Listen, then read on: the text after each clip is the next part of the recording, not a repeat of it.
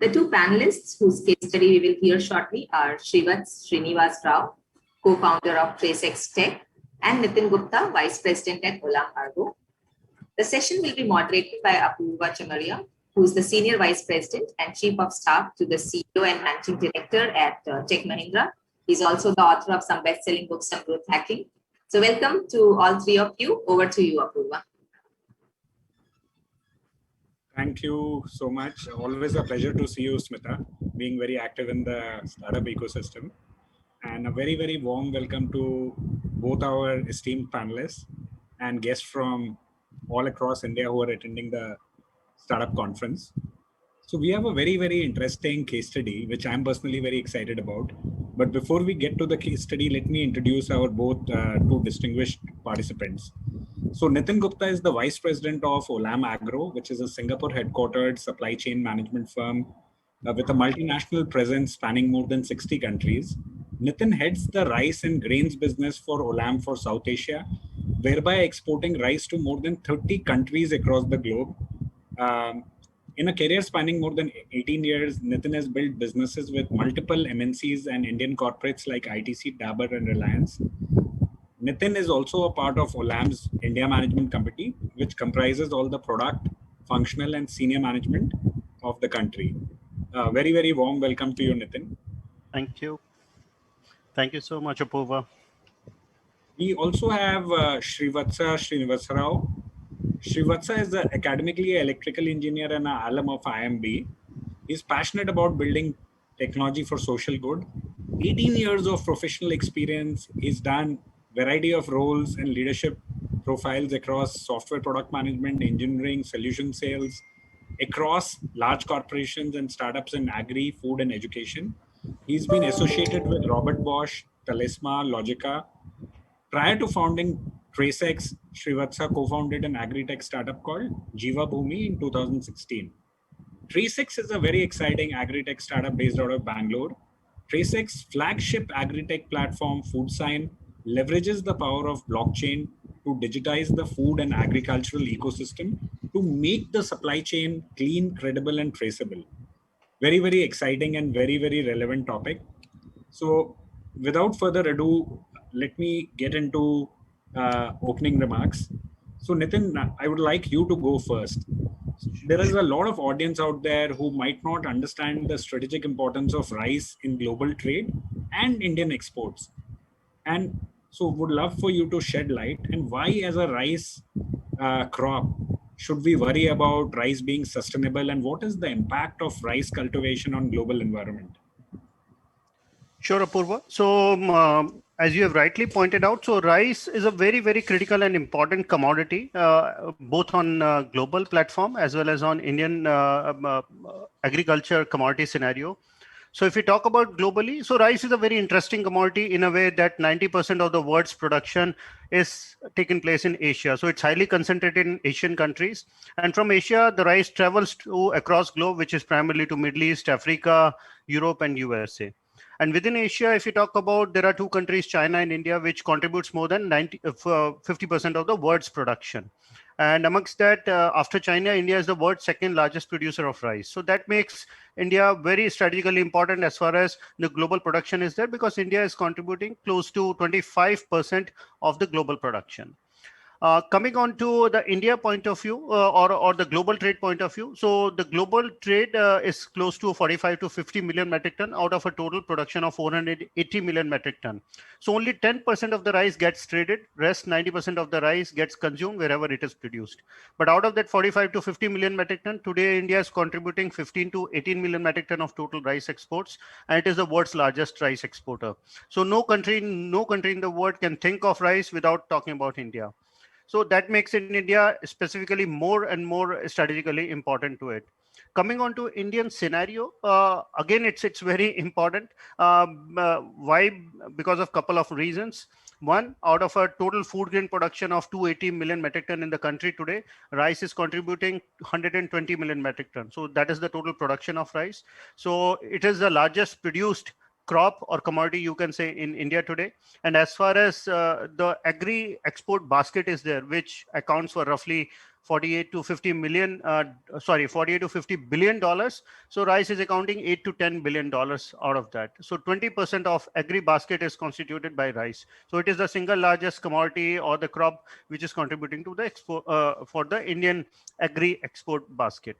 So that's why you can clearly see that the government focus is also on the rice and wheat as commodity, and every year MSP became such a big issue. The recent farmers protest which we are seeing, it's mainly on account of rice, because government has decided to start procuring it directly from the farmers, thereby eliminating the middleman out of it. But just keeping that aside, so that's the background, just to set the tone of it. Now coming on to why sustainability, and especially as far as rice is concerned. So the reasons are very clear. The global population is going to touch 10 billion by 2050. So, and India is going to contribute close to 1.8 to 2 billion. That's going to be the population size of India by 2050. So whatever India is producing today, they have to double the production in order to feed that kind of population in the country, and so as the world. So the whole world production has to increase by double, but unfortunately the land resources are limited, whereas the manpower is increasing. So it's very clear and simple that you need to increase the production and productivity out of whatever limited land resources are available. But unfortunately, because of the climate change, because of the global warming, it is adversely impacting the agriculture and the food grain production. Agriculture is definitely a sufferer of that, but on the contrary, agriculture is also contributing to the global warming as well as to the climate change today, because the way agriculture has been done today, it is impacting the environment negatively. And rice is unfortunately, I mean, I'm taking care of that product, but unfortunately, it's contributing to the global warming as well as to the climate change. The reason being because rice is traditionally grown on the flooded land, whereas, I mean, the anaerobic conditions are there. And if you apply chemicals and fertilizers, then it releases methane gas. So which is one of the biggest contributor to the global warming. So considering all the factors, that rice is a water guzzling crop, and just to give the audience a data, that close to 3,000 liters of water is required to produce 1 ton of rice. So that's the kind of water consumption is there in the rice today to produce 1 ton of rice. So it was clearly a case that rice has to be grown sustainably. And because of that, you can see the slide over there. In 2011, United Nations, along with International Rice Research Institute, set up a sustainable rice platform, which is called as SRP. And Olam was a founder member of it, and wherein 42 parameters were defined, 12 indicators were defined, which were broadly considering all the factors which were leading to impacting the environment negatively. And not only talking about the environment, but it talked about the gender equality, it talks about the improving farmers' livelihood and their income levels. So under that SRP, Olam has decided to now start engaging with the farmers in India. So we started that project on pilot basis in 2019, and 2020 we have scaled it up to a very massive, at a very, very massive level. So, and we are following all the standards of SRP to ensure that whatever rice we are producing, it should be in a sustainable manner. So that's in nutshell. I understand the importance of timing. So that's in a nutshell about the importance of rice on global platform and on India scenario, and then why rice should be grown sustainability going forward. Thank you, Nitin. So what is the importance of technology in the whole SRP project, and how did you identify TraceX as a partner? Apurva, so there were 2-3 clear-cut business case for that. See, going forward, there are two major indicators which I'm seeing into this sector. One is on the sustainability side, and second is on the technology or the digitization part of it. And as Olam 2.0, we are carrying a vision for the next 25 years. These two are going to be the key enablers to take agriculture to the next level. And this we realized more in 2020, when we were not able to step out, not able to meet farmers. In fact, we had to do the farmers registration also. But that was not at all possible because team was not able to go to the respective places because of the lockdown situation in the country. And that's where we realized that if we have a clear, connected, transparent, and traceable supply chain, digital platform, which can help us in connecting the whole value chain right from the farmer to the end consumer, then definitely that could be the answer for all the problems. And that's where we came in contact with TraceX, and TraceX provided us a complete, it's a technology, blockchain driven technology, agriculture technology platform, which is giving a complete ecosystem where right from the farmers to the Krishi Sakhis, who are the women self-help groups for us in this particular project, to all the agri-input suppliers company, to the Olam, and finally to the end consumers who are going to be there in the developed worlds like US and Europe. So they all are connected to that particular platform. So that's how we got associated in 2020. Thank you so much, Nitin. Srivatsa, I would like to now go over to you. What is the TraceX solution set? And typically, startups struggle to convince large corporates like Olam to work. What was the secret sauce? Please share with the audience. How did you get Olam to work with you? Absolutely. Yeah, by the way, thank you so much for having us on this panel. It's great to be here, and definitely working with someone like Olam is very humbling experience for a startup like us. So again, thanks to them for giving us this opportunity. But just to very quickly talk about the solution itself, and then I will get to the second part of the question, where the solution that we've got at TraceX, and we heard from Nitin, right, on how non-negotiable from a corporate standpoint or from a brand standpoint it is to achieve or not to achieve trust and transparency in the supply chain. Therefore, what we are passionate about here at TraceX is solving and helping our clients achieve that transparent and sustainable supply chains in especially focused on food and agri supply chains. And how do we do that is leveraging a platform called FoodSign, which is a digital agriculture platform that leverages the technologies like emerging technologies like blockchain to essentially bring multiple participants across the supply chain. As we can imagine, typical food and agri supply chains are a lot more complex than what we can imagine. But then it does involve multiple participants playing a role in moving food from right from the time it is produced all the way till the food is consumed, right? So the whole idea for us is to connect all the multiple actors on the supply chain who are responsible for production, processing, and distribution of food via a platform that essentially enables each of them to exchange legitimate information about the food, the important information about the food via a digital ledger, leveraging blockchain. Why blockchain? Because the data is that much more secured, safe, verifiable, and trustworthy. So the idea is to get all of the supply chain partners onto a platform and then help each one of them exchange, verify the auditable data, which will eventually lead to a mutual consensus, mutual, sort of accountability and transparency amongst all the participating actors. So if you look at anyone in the supply chain network is able to now verify the journey of the food up until the point that the food has reached them. How did it come? How did the food reach the state that it has reached? So complete backward traceability as well. And if you look at it from a consumer standpoint, eventually putting the power of information, data into the hands of consumer, knowing where the food is coming from. That's what we are solving as a company, and that's where we saw an opportunity to partner with organization like Olam, and again we heard from him on how much how important SRP practices are to be followed in the system. Therefore, we found an opportunity to work with Olam, and it's quite interesting as well. So in fact, we met them around February 2020, and we got introduced to them, in fact, to Nitin through their leadership team, which my partner had met earlier to that.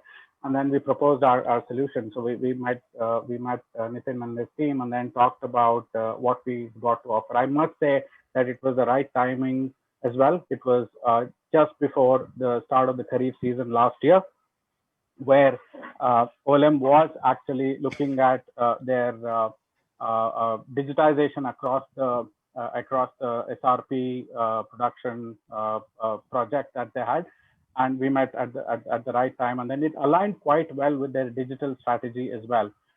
That's how the first meeting went off, and then we were able to strike an accurate balance between what we had to offer and what Olam was looking for.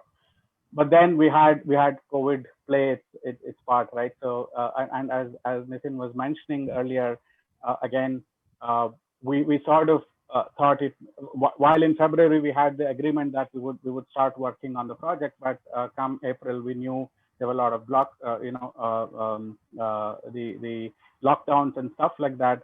So that's when we started thinking, will it work? I mean, both from Olam's side and our side, whether would it work? Then that's when we convinced Olam, talking to them, sharing our experience as to how the digital technologies would actually add more value in the time of uncertainties, where the field interaction with farmers was very, very limited because of the pandemic situation, and how the digital technologies would help. And that's how we went about it. And eventually we were able to strike that balanced relationship, building that business relationship with Olam. Thank you, Srivatsa. That was a very comprehensive answer. I wanted to understand, did you have to collaborate with other entities, and what are the learnings you had when you were trying to stitch this whole ecosystem together?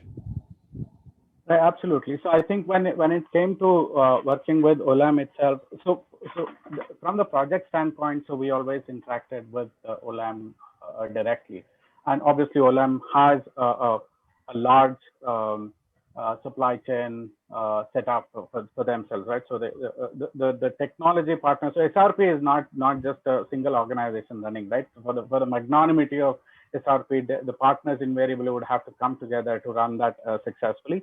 And Olam had already partnered with other organizations as well, including Bayer and IFC, which was capacity building, and also the funding agency. And we went in as a technology partner. So those were partners that we had to interact with. But then when we started working on the project, obviously we had to interact with field staff, with Krishi Sakhis, who are actually managing the first line relationship with farmers, and then eventually to operationalize the entire application. So, and we work very closely with Olam's project management team. So that's one of the advantages that you get working with an organized corporate like Olam, is that there are very little surprises. You can be prepared well as well. And then there is a lot of method to this madness. You don't really have uncertainty. So we were able to get good support from their side for us to interact with other partners in the project. Thank you so much, Srivatsa. Nitin, I wanted to go back to you. How do you think this association can be a game changer for both farmers and end consumers, right? It's a very big bold step. Possibly you'll be one of the early adopters. So what is the impact it will have on farmers and consumers? Very good question, Apurva, I must say. Just try and understand today what is happening is that farmers are operating in silos. So they are not ready to change the way they have been doing the agriculture so far. And unfortunately, fortunately, on the other side, the customers or the buyers' demand are changing pretty fast. Today, if you talk about millennial generation, their eating habits or food habits are completely different. And especially after this COVID, we have realized that people are now switching over to safe, healthy, and hygienic food. So it is very important to create that kind of market linkage between what farmer has to produce that should be in line with the customer.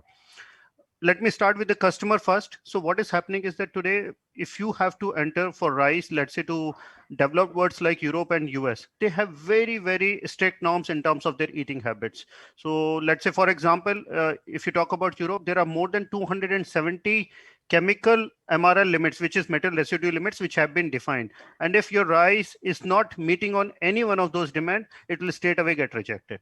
So that's the kind of norms one has to follow if they have to start catering or start creating a kind of stickiness with the customers into those markets. So for that, you need to have a complete presence into the value chain.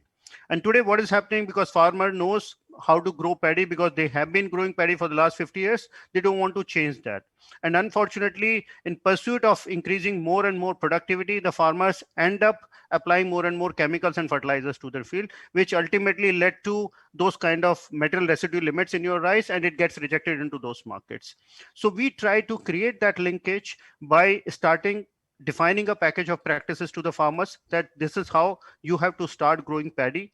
And we as Olam will be your end consumer. So one, what our current formulas are mentioning, that before the beginning of the season, you have to give a kind of assurance to the farmer. So we are giving an assurance that you have an assured customer, and whatever is going to be the market price, over and above the market price, we are going to pay premium for that. So farmer is definitely going to pay a premium for the, going to get a premium on their produce, because they have been adopting all those package and practices. But at the same time, by reducing consumption of chemicals and fertilizers, their cost of production is going down. By adopting drip irrigation or alternate wet and drying methods, their overall water consumption has come down to 25 to 30%. So that's how farmer income levels have started improving, because their cost of production has gone up. At the same time, they have started getting premium for the customers. And at the same time, our premium buyers or customers who are residing into those countries, they are getting the kind of produce they wanted from India. And in this whole supply chain, what unique proposition Olam and Tracex is going to give or provide both to the farmers and to the end consumer is about traceability. So one is all the technical aspect which Srivatsa just mentioned, but more importantly, when we were in touch with those consumers or those buyers, they were very clear that what they want today is the rice which we are supplying to them, it is coming from which particular state, which particular city, which particular village, and from which particular farmer in India. So if we are able to provide that kind of traceability to the end consumer, they are more than happy to buy rice from us. And with this TraceX Foods in digital agriculture platform, we are able to provide that kind of traceability through QR code mechanism. So today we know that from which particular farmer, from which particular farm, the rice is coming, and we are able to provide that kind of traceability to the end consumer. So that's how we have created a beautiful market linkages between the farmer and the end consumers, where consumer is also getting benefit, and no doubt the farmer income levels are improving substantially. So Nitin, one additional question. Typically, there are other corporates listening in. As a corporate, was there any hesitation in working with a startup? Were you worried about the risks? And how did you cognize and solve for them? No, I don't think, I mean, there were any hesitations in that. Olam is a very, very entrepreneurial company. We have been associated with multiple agri-tech organizations, not only in India, but across geographies. So we were quite open to that the moment we realized. So we are already working with a couple of FPOs for our other commodities and products. So we are in discussion with multiple agri-tech organizations. And when TraceX approached us and we realized that how important this platform is going to be, we were more than happy to be a part of it. Of course, as a part of our internal compliance system or internal approval system, we did all the due diligence to make sure that whosoever is going to partner with Olam, they meet all those compliance part of it. And as Srivatsa mentioned, it's not about all the agri startups. I would say we have partnered with NetFM today. We have partnered with IFC. Bayer is also a partner to us, and there are a couple of other agri tech ups who are partner with Olam today. Thank you. So Srivatsa, most IT projects might be successful from a IT perspective, but struggle to measure outcomes. Yeah. Right? So we are all from tech, Smita, you, me, many other people.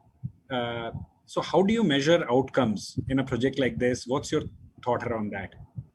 Absolutely. I think great question. And that's one of the very big benefits I would say you will get working with corporate.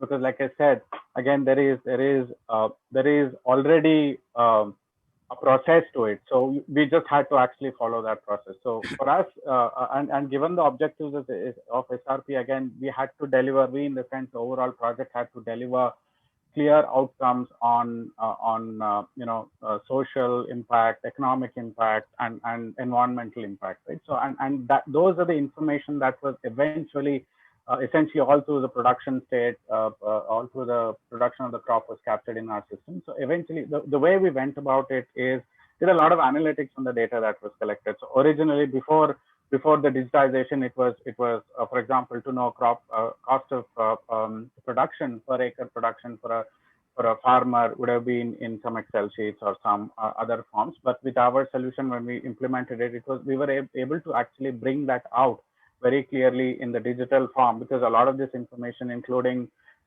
every input that a farmer used, the cost that they spent on the input, right from getting the seeds, etc., it was all captured. We were able to very clearly pull out very, very intelligent analytics going all the way up to per acre yield to per acre cost of production, and eventually link it to the goals of SRP. So eventually we were able to achieve, again, as a project, I'm not just saying only the tech intervention, as the overall project, we were able to achieve like 30% reduction in usage of the water, 20 to 15% reduction in the cost of input and stuff like that. And there was, and especially towards the end of the project, there's a lot of analysis and analytics that we did, which was in line or which had to comply to SRP impact measurement guidelines. So that helped us at least to know what data must be captured and what must be reported, right? So that's how we went about it. Thank you, Shrivatsa. We are 5 minutes over time. But that's a great way to end a fantastic conversation between two fantastic companies collaborating on solving the problem around sustainability. I wanted to thank Ruchita, Navyog, Smita, everybody else on the call. Thank you for having us, and handing it over back to Smita and Upasana.